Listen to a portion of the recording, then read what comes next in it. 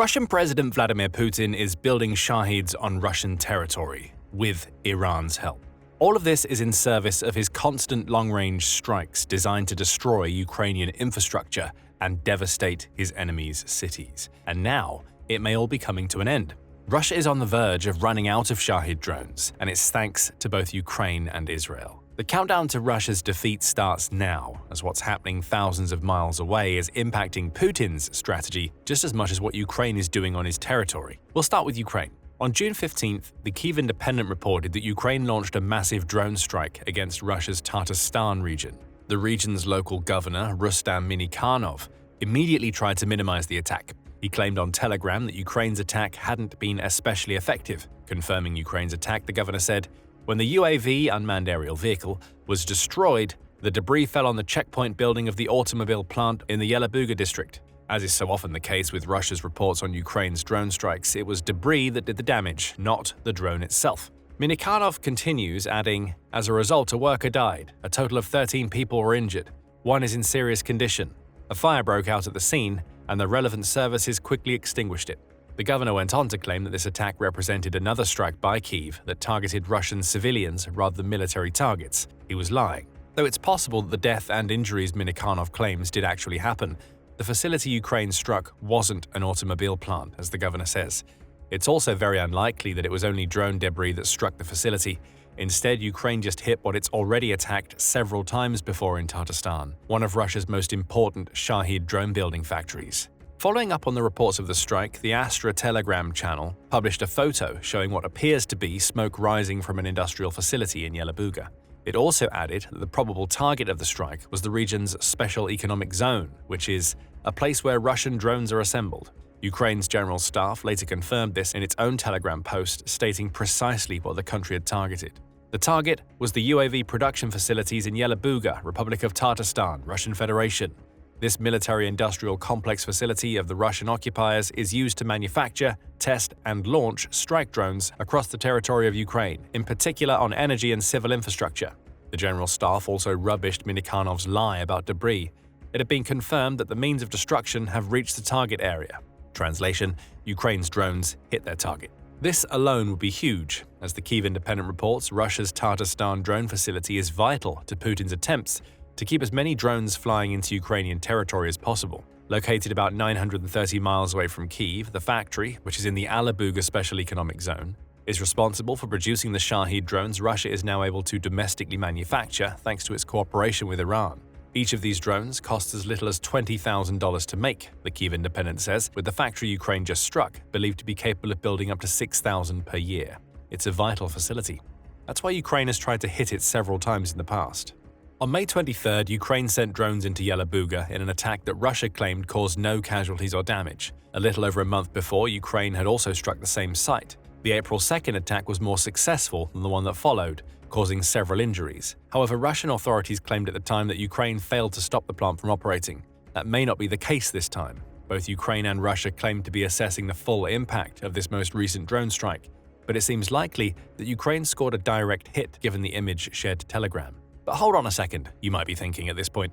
Sure, hitting a drone manufacturing plant capable of building 6,000 Shaheds per year is big news. However, is this really enough to cause Russia to run out of Shaheds? And what does Israel have to do with any of this? We'll come to that second question in a moment.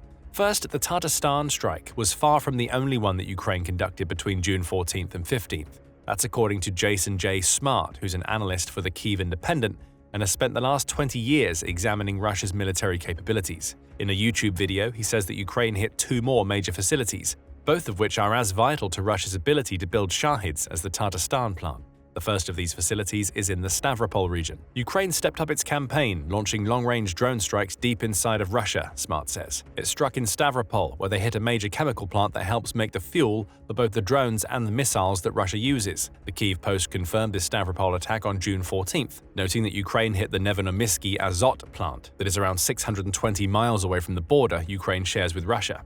As usual, Russia tried to claim that drone debris struck the plant. The Kyiv Post says that explosions recorded at the plant and shared on social media say otherwise. Ukraine wasn't done. On the same day, Smart says, it also targeted a facility in the Samara region of Russia. Then in Samara, they struck a key facility that's used to process materials used for military fuel in Russia. Again, the Kyiv Post confirms the strike, noting that the Samara regional governor, Vyacheslav Fedorishev, took to Telegram to confirm the attack. Dear residents of the Samara region, tonight there was an attempt to attack one of the industrial enterprises of Novokebezhevsk by UAV, Fedorishev claimed. There were no damages or casualties. Emergency services are working on the scene. Whether there was indeed no damage remains to be seen. Russia has lied plenty of times in the past about the success of Ukraine's long-range drone strikes. What is certain is that Ukraine hitting all three of these sites within a day of one another is no coincidence. These were not random targets, Smart says. These are vital for keeping Russia's drone war running. And he's not wrong. In one fell swoop, Ukraine hit a factory responsible for building Russia's Shahed, another facility that makes fuel those Shaheds need to fly, and yet another building that creates chemicals needed for that fuel. This was clever, coordinated, and it was designed to destroy Russia's internal Shahed production capabilities. Still, that wouldn't be enough. Even if it can't build its own Shahed drones, Russia can still buy them from Iran. It's done so plenty of times before. In a February 2024 article, Haaretz revealed that Russia has already bought at least 6,000 Shaheds from Iran in 2 years, based on leaked documents. The real number may be much higher, and Russia has likely purchased more of the drones since, in addition to building them domestically. And it's here where Israel comes in. As we speak, Israel is deep into Operation Rising Lion. Starting on June 12th and into June 13th, that operation has already wreaked havoc on several Iranian nuclear facilities, in addition to killing several key military and nuclear officials. The point here is that Israel is currently pelting Iran with missiles and bombs launched from its fighter jets. In the short term, that would mean no more Shaheds from Iran for Russia. Iran needs everything that it's building to launch retaliatory strikes against Israel. But it's not the short-term supply chain issues that Russia has to worry about. According to Smart, Israel has been targeting more than Iran's nuclear facilities. It's also hitting military sites, including factories that build Shaheds and the components used to make the drones. Just hours later, Israel launched its own precision strikes, this time deep inside of Iran, Smart says about the aftermath of Ukraine's long-range drone attacks against the Russian facilities. They hit 2 different factories that were building components for the same drones that Russia uses in Ukraine. What we see here is a flurry of strikes that have just broken the backbone of Putin's Shahed-focused aerial campaign. Domestically, he may have lost 3 key facilities he uses to build Shaheds. Even if those facilities are only closed temporarily, he faces the bigger problem of what's going on in Iran. The factories that build the components Russia needs to create its own Shaheds now lie in ruins, with any others that exist surely to become Israeli targets as part of Operation Rising Lion. Ukraine and Israel didn't team up for these strikes. Israel is hitting these factories to stop Iran from sending Shaheds into its territory. Still, it's likely no coincidence that Ukraine chose June 14th and 15th to attack Russia's internal Shahed production lines. That's just a couple of days after Israel launched Rising Lion, telling us that Ukraine sensed an opportunity and grabbed it with both hands. But why is this such a massive problem for Putin? After all, if Russia can build its own Shaheds, surely that means it doesn't need Iran. Sure, Russia doesn't want to lose an ally. However, if worst comes to worst, Russia has a strong enough manufacturing sector to build the components its Shaheds need, assuming it can get its other factories up and running again. Right? Wrong.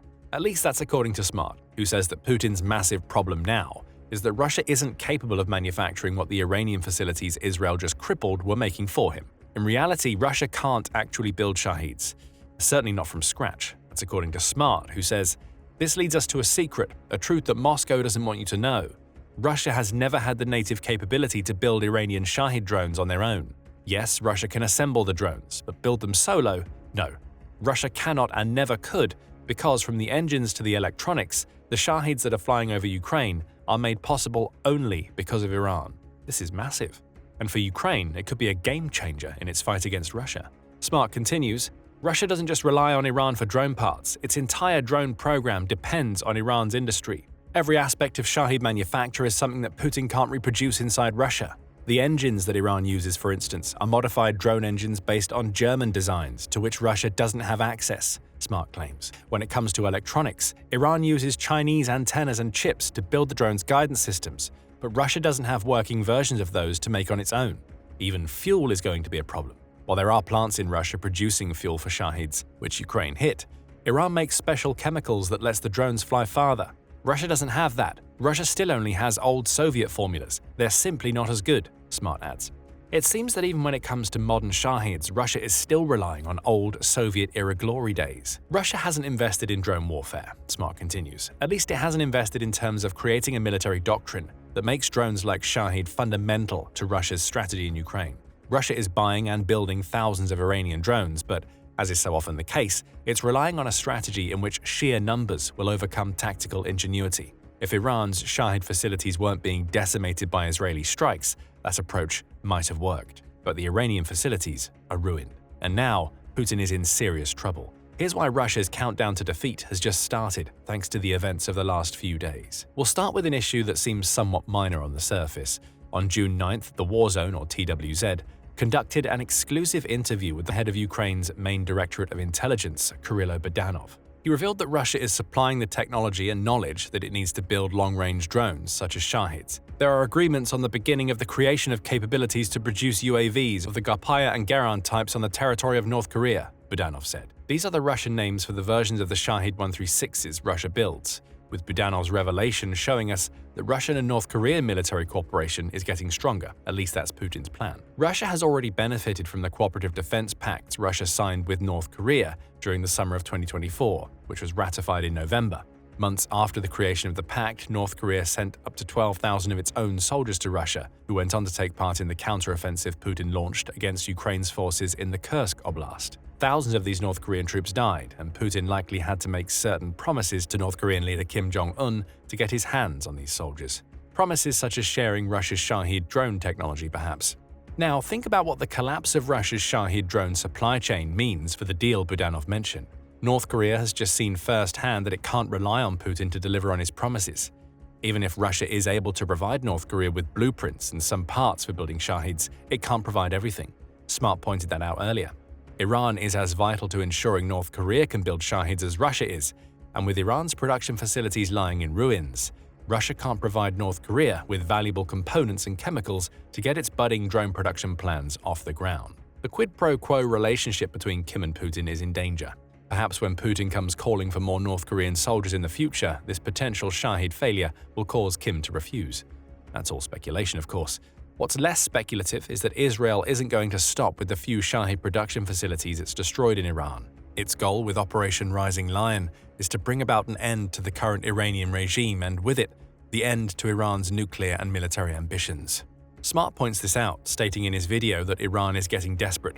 According to Russian news, the Iranian foreign minister has already publicly signaled that Iran is willing to halt all of its attacks against Israel and even consider ending its nuclear program. The Times of Israel also reports that Reuters claims that Iran has asked several nations, including Saudi Arabia, Oman, and Qatar, to speak to US President Donald Trump. Iran wants Trump to place pressure on Israel for a ceasefire in return for Iran becoming more flexible in its nuclear negotiations. But all of this may be coming too late to save Iran's Shahed program.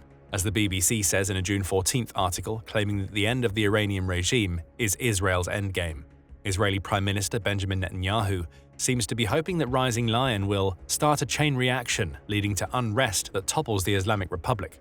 Netanyahu even stoked the fires of this potential rebellion, stating on June 13th, "The time has come for the Iranian people to unite around its flag and its historic legacy by standing up for your freedom from the evil and oppressive regime." It seems that as Israel batters Iran's most vital military sites, it wants the Iranian people to use the opportunity to rise up against their leaders.